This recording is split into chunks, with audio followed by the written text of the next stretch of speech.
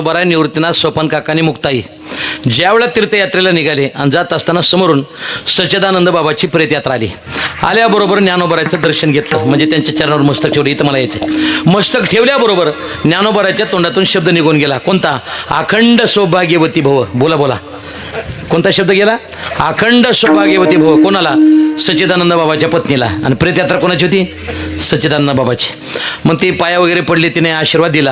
आणि सच्चिदानंद बाबाची पत्नी उठून उभी राहिली आणि म्हणली, महाराज तुम्ही तर मला आशीर्वाद दिला की अखंड सौभाग्यवती भव. मग हा आशीर्वाद दिलेला या जन्मातला का पुढच्या? बोला की.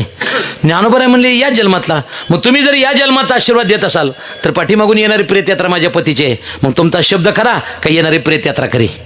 सांगा ना, हे सांगावं लागेल ना तुम्हाला. ज्ञानोबारांनी काय गोड ओवी दिली. माझ्या सत्यवादाचे तप वाचा केली बहुत कल्प, तया फळाची महाद्वीप पातले प्रभू. आतापर्यंत या वाचेने मी कधी खोटं बोललो नाही. मी म्हणतो तेच खरं. मग काय केलं, समोर ते ताटी वगैरे ठेवली.